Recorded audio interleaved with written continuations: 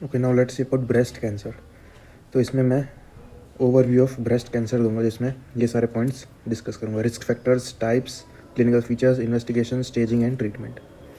अब functional unit of breast क्या होता है? It is terminal duct lobular unit. Okay, duct lobular unit, ये जो है ये है डक्ट, और ये जो है पूरा ये लोब्यूल। तो डक्ट लोबुलर यूनिट ये होता है फंक्शनल यूनिट ऑफ ब्रेस्ट। यहाँ से ही majority of breast cancer arise होता है। रिस्क फैक्टर्स देखते हैं। रिस्क फैक्टर्स कौन से है? तो इंक्रीजिंग एज, ये हो गया मोस्ट कॉमन रिस्क फैक्टर। दूसरा अर्ली मिनार्के, लेट मेनोपॉज, यानी family history, both maternal and paternal history. Obesity, alcohol, smoking, hormone replacement therapy अगर किसी फीमेल ने ली हो, it increase the risk. Nulliparity, maternal age at first life birth, अगर less than 20 years हुआ then it is protective, अगर more than 30 years हुआ तो it is slightly higher risk. तो ये इंपॉर्टेंट रिस्क फैक्टर्स हो गए। दूसरे यहाँ पे भी थोड़ी सी लिस्ट दी हुई है। Increase risk of factors, positive family history, ये हो गया। High socio economic class, BRCA gene mutation, okay ये एक इंपॉर्टेंट है। BRCA gene mutation, P53 mutation, radiation exposure. Oestrogen अगर ज़्यादा होगा बॉडी में तो रिस्क जो है वो इंक्रीज हो जाएगा। High fatty diet, increasing age, absence of breast feeding मतलब नल्लीपेरिटी। तो ये रिस्क फैक्टर्स हो गए। डिक्रीज रिस्क या फिर प्रोटेक्टिव फैक्टर कौन से होता है? Late menarche, early menopause, early pregnancy, multiparity, breast feeding, low fat and low socio economic status, क्योंकि जिसमें ईस्ट्रोजन कम होगा वो सारे प्रोटेक्टिव फैक्टर्स होंगे। तो ये रिस्क फैक्टर्स हो गए। उसके बाद अब जो ब्रेस्ट कैंसर होता है वो या तो स्पोरेडिक होता है या फिर फैमिलियल। स्पोरेडिक मतलब incidental without any family history, तो वो स्पोरेडिक ज़्यादा कॉमन होता है। इसमें जीन जो म्यूटेटेड होता है वो होता है P53 जीन, जो एक ट्यूमर सप्रेशन जीन है उसका म्यूटेशन होता है। फैमिलियल ब्रेस्ट कैंसर में BRCA1 जीन म्यूटेशन होता है। तो BRCA1 is more aggressive compare to BRCA2 gene mutation. BRCA2 gene mutation में प्रोग्नोसिस वो अच्छा होगा। BRCA1 जो है वो अग्रेसिव ट्यूमर होता है। BRCA mutation it causes hereditary breast ovarian cancer. तो अगर किसी फर्स्ट डिग्री रिलेटिव को BRCA जीन म्यूटेशन था तो उस पेशेंट को स्क्रीनिंग करनी चाहिए। स्क्रीनिंग बाय वो जो ट्रिपल असेसमेंट मेथड थी उसमें। Lifestyle changes, risk reduction techniques like bilateral prophylactic mastectomy, bilateral salpingo oophorectomy या फिर सिलेक्टिव ईस्ट्रोजन रिसेप्टर मॉड्यूलेटर। तो ये 3 रिस्क रिडक्शन टेक्निक्स है। तो मास्टेक्टोमी हो गई, दूसरा साल्पिंगोफ्रेक्टोमी एंड तीसरी है ईस्ट्रोजन रिसेप्टर मॉड्यूलेटर टैमोक्सिफिन। इन सबसे रिस्क जो है वो कम होगा। ये हम तभी करेंगे जब फैमिली कंप्लीट हो गई हो मोस्टली।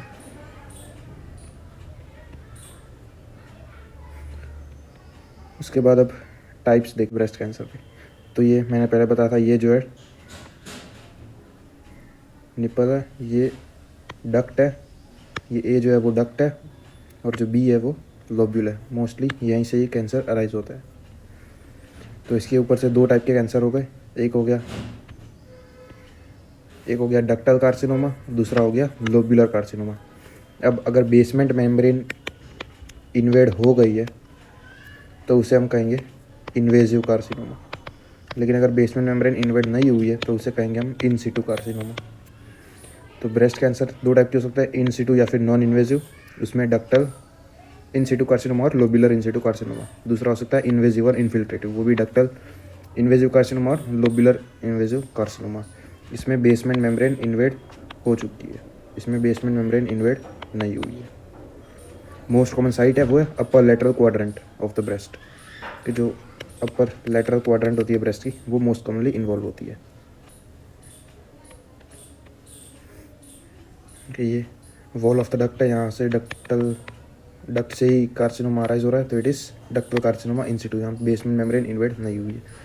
ये जो है वो लोब्यूल से अराइज हो रहा है, तो लोब्यूल से अराइज हो रहा है, और यहाँ पे बेसमेंट मेम्ब्रेन इन्वेड हो चुकी है, तो इट इज़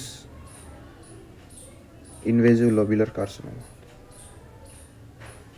कि ये बेसमेंट मेम्ब्रेन इन्वेड हो चुकी है तो it is lobular invasive carcinoma.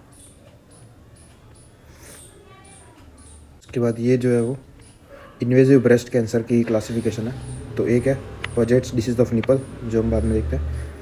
फिर है इन्वेजिव डक्टल कार्सिनोमा, उसके सब टाइप है। Most common is adeno carcinoma, कि जो इन्वेजिव डक्टल कार्सिनोमा होता है वो मोस्ट कॉमनली एडिनो कार्सिनोमा होता है। फिर है इन्वेजिव लोब्यूलर कार्सिनोमा और कुछ रेयर कैंसर्स। एडिनो कार्सिनोमा वो मोस्ट कॉमन है, 80% of breast cancers are adeno carcinoma. Carcinoma in situ के बारे में देखते हैं। Lobular carcinoma in situ and ductal carcinoma in situ. इसमें बेसमेंट मेम्ब्रेन इन्वेड नहीं हुई।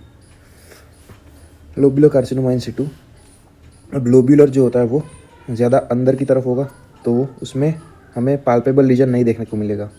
अगर बहुत साइज़ में बहुत ज़्यादा बड़ा होगा तो फिर पाल्पेबल लीजन देखने को मिलेगा, लेकिन नॉर्मली अगर नॉर्मल साइज़ का हुआ देन पाल्पेबल नहीं होगा वो।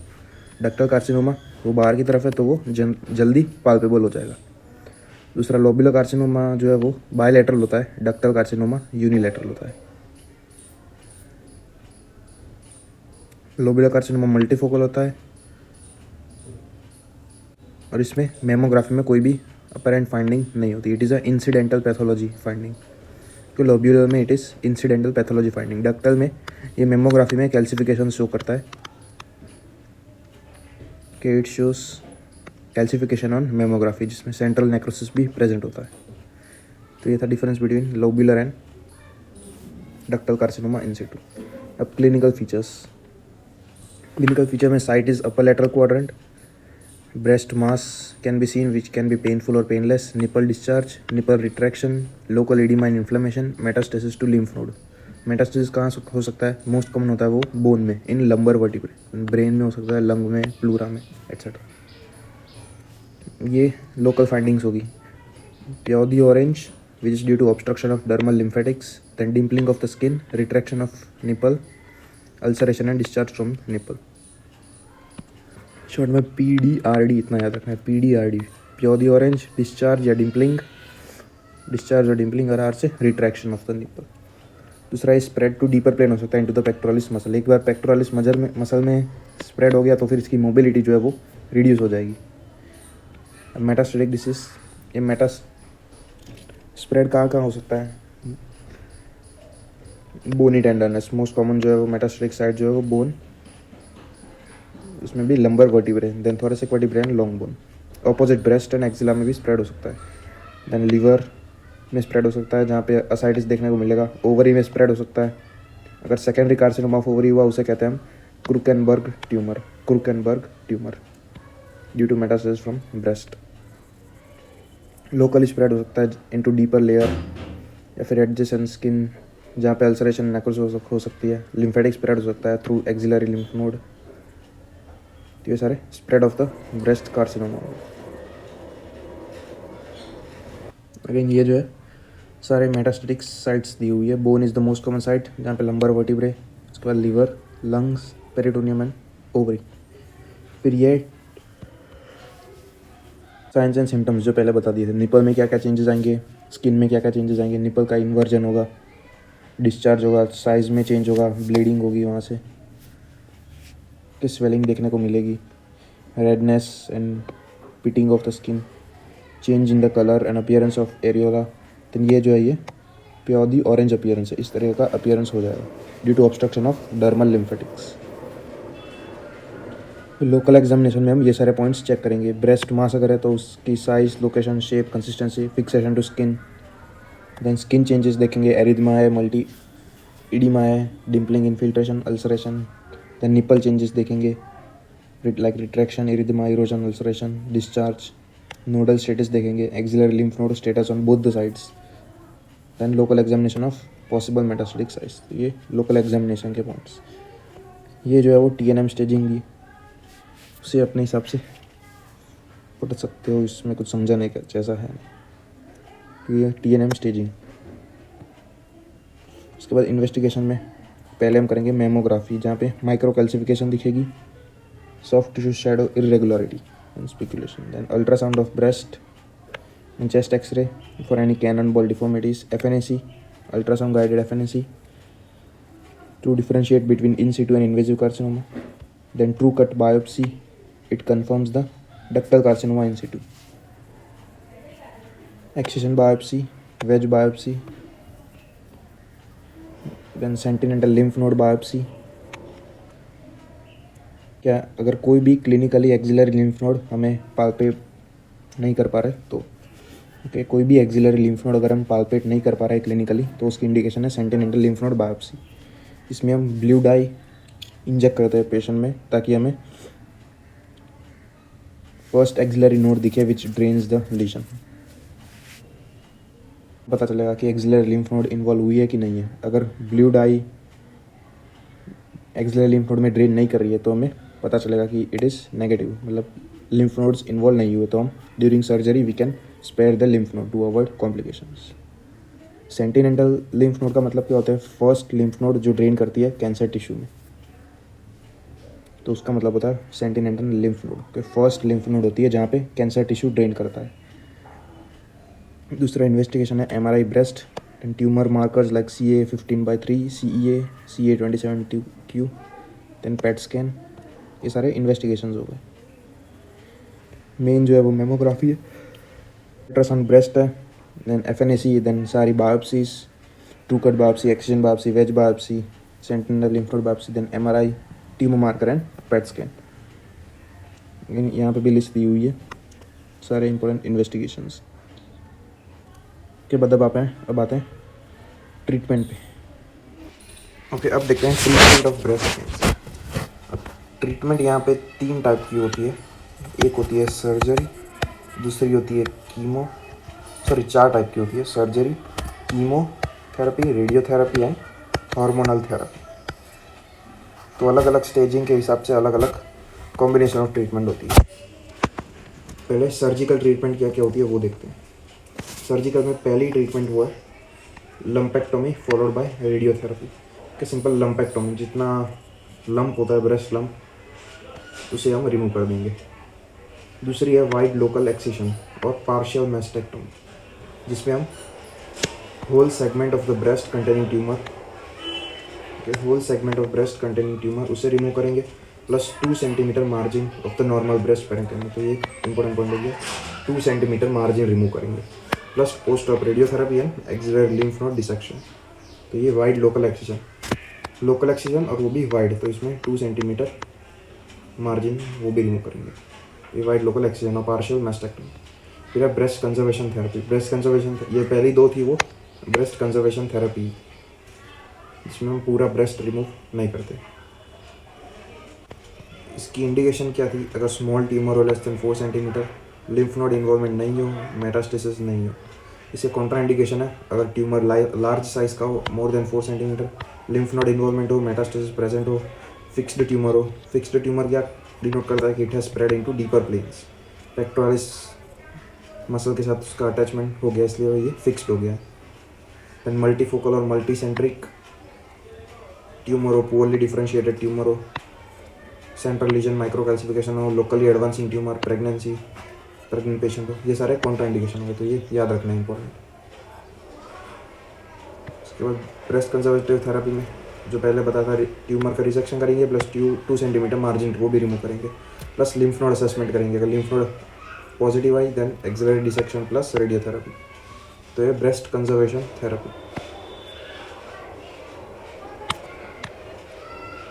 उसके बाद फोर्थ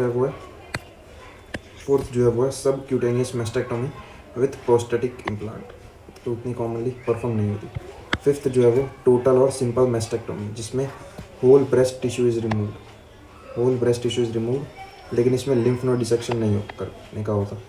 होल ब्रेस्ट टिश्यू में क्या क्या था? एक तो ब्रेस्ट आ गया, देन निपल एरियोला कॉम्प्लेक्स आ गया, दूसरा पेक्टोरल फेशिया। तो ये सारी चीज़ें रिमूव करते हैं टोटल और सिंपल मैस्टेक्टोमी में। पार्शियल मैस्टेक्टोमी में हम क्या कर रहे थे? जितना ट्यूमर था वो पार्ट और दूसरा 2 सेंटीमीटर मार्जिन। लेकिन टोटल मैस्टेक्टोमी में पूरा ब्रेस्ट टिश्यू, जिसमें ये 3 चीज़ें आती हैं। ये डिफरेंस हो गया between simple mastectomy and partial mastectomy. उसके बाद अगली सर्जरी है वो है रेडिकल मैस्टेक्टोमी। इसमें again whole breast tissue remove करते हैं, then portion of the skin overlying the tissue, subcutaneous fascia, deep fascia. Important वो है ये whole breast tissue, then pectoralis major and minor muscle and clavipectoral fascia, plus all groups of lymph node in axilla level 1, 2 and 3 group of axillary lymph node. ये सारी चीज़ें remove करते हैं radical mastectomy. कौन कौन से structure save करते हैं तो वो भी बहुत इंपॉर्टेंट है। ABC स्ट्रक्चर सेव करते हैं, axillary vein, Bell's nerve which is long thoracic nerve and cephalic vein. तो एक्सिलरी वेन, बेल्स नर्व और long thoracic nerve and cephalic vein, तो ये रेडिकल मैस्टेक्टोमी। प्रॉब्लम क्या आ रहा थी कि हम पेक्टोरलिस मेजर और माइनर दोनों मसल रिमूव कर रहे हैं तो मोबिलिटी में प्रॉब्लम आती है, जो लिम्ब की अपर लिम्ब की मोबिलिटी होती है उसमें रिस्ट्रिक्शन या प्रॉब्लम आती है। तो इसकी वजह से हम रेडिकल मैस्टेक्टोमी की वजह से के अलावा मॉडिफाइड रेडिकल मैस्टेक्टोमी करते हैं, MRM। ये मोस्ट कॉमनली डन सर्जरी है MRM। इसमें भी 3 टाइप की सर्जरी आती है, पेटिस, स्कैनलॉन एंड ऑकिंक्लॉस।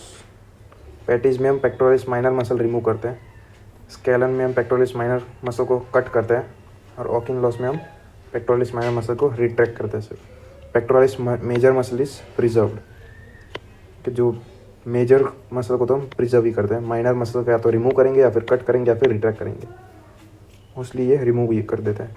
स्ट्रक्चर्स प्रिजर्व इसमें होंगे, मैन M से पेक्टोरलिस मेजर, A से एक्सिलरी वेन, N से नर्व टू सेरेटस एंटीरियर, दूसरे N से नर्व टू लेटिसमस डोर्सी। ये मॉडिफाइड रेडिकल मैस्टेक्टोमी। उसके बाद है क्वाट में क्वाड्रेंटेक्टोमी, मतलब जो क्वाड्रेंट इन्वॉल्व हुआ है उसे पूरा रिमूव करेंगे। फिर है axillary lymph node rejection and radiotherapy, ये क्वाट सर्जरी। मोस्टली जो होती है वो मॉडिफाइड रेडिकल मैस्टेक्टोमी होती है। ये सारे स्ट्रक्चर कौन कौन से सेव करते हैं इन रेडिकल मैस्टेक्टोमी और मॉडिफाइड रेडिकल मैस्टेक्टोमी, ये याद रखना इंपॉर्टेंट। उसके बाद कॉम्प्लिकेशंस क्या क्या आते हैं ऑफ मैस्टेक्टोमी के। पहला है हेमरेज, दूसरा है injury two nerves like long thoracic nerve और नर्व ऑफ बैल जो सेरेटस एंटीरियर को सप्लाई करती है, ये कट हो जाएगी, इसकी वजह से विंगिंग ऑफ स्कैपुला होगा, तो ये एक इंपॉर्टेंट कॉम्प्लिकेशन। दूसरी है इंटरकोस्टोब्रेकियल नर्व, इसकी वजह से reduce sensation and inner forearm, तो हेमरेज हो गया और नर्व इंजरी हो गई। फिर है मोस्ट कॉमन वो है seroma it is accumulation of fluid at the surgical site. फिर है flap necrosis, upper limb lymphoedema. Upper limb lymphoedema अगर वो ज़्यादा देर तक परसिस्ट रहा, it will turn into lymphangiosarcoma. Okay, lymphangiosarcoma. Most common cause of upper limb lymphoedema is mastectomy only. Upper limb lymphoedema वो फिर कन्वर्ट हो जाएगा इनटू लिम्फेंजियोसार्कोमा, जिसे कहता है स्टीवार्ट ट्रेविस सिंड्रोम। तो ये सारी सर्जरी हो गई। Lumpectomy, wide local excision, breast conservative therapy,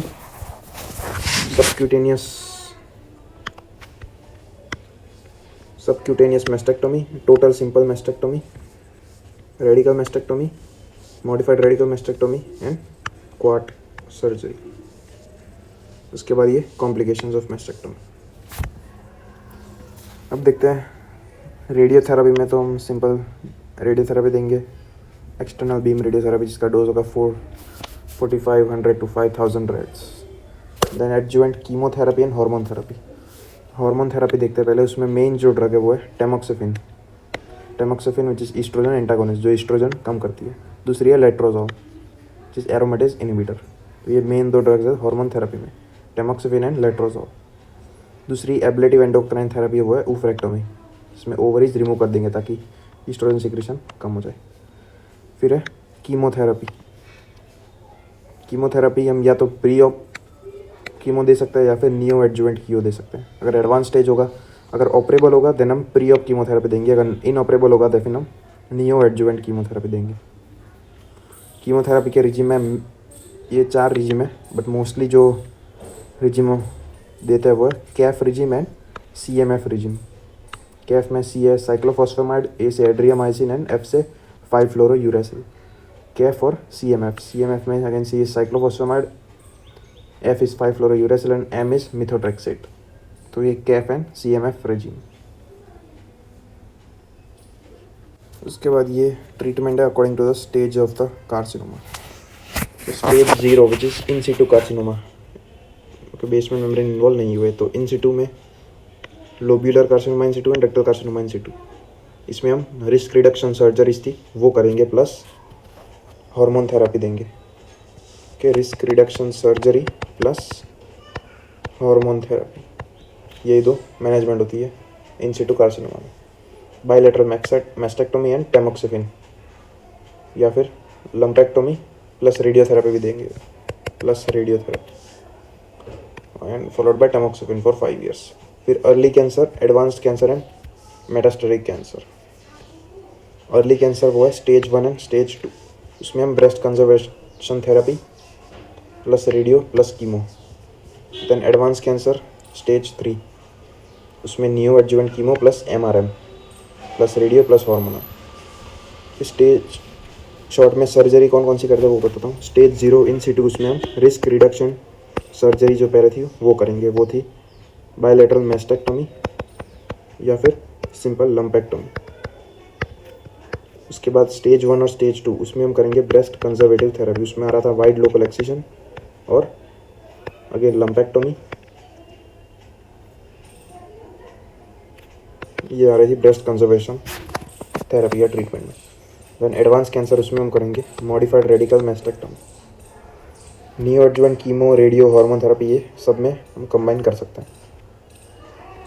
stage 4 last जो है, उसमें सर्जरी का उतना रोल नहीं आता, हम देंगे हार्मोनल थेरेपी प्लस कीमो, इससे थोड़ा ट्यूमर जो है वो कंट्रोल होगा। उसके बाद हम पैलिएटिव सर्जरी कर सकते हैं, उसमें हम मैस्टेक्टोमी करेंगे पैलिएटिव सर्जरी में। तो ये थी treatment of breast carcinoma according to the stages. Prognosis depends on the oestrogen receptor status. के पैलिएटिव में हार्मोनल थेरेपी देंगे plus chemo plus local radiotherapy भी दे सकते हैं। And treatment of involve organ like bone, lung, liver, brain etcetera. तो यही थी पूरी management of breast carcinoma. Again stage 1 and stage 2 है, उसमें हम radio, chemo and hormone therapy, फिर breast conservation surgery. Stage 2 and 3 में न्यू एडजुवेंट कीमो, अगर रिस्पॉन्डर होगा then modified radical mastectomy followed by chemo and hormone. Non responder में पहले radiotherapy देंगे एंड हार्मोन थेरेपी, उसके बाद सर्जरी। मेटास्टेटिक में कीमो और radio and hormone followed by palliative mastectomy. Hopefully clear हो गया होगा। यही था पूरा ब्रेस्ट कैंसर के बारे में।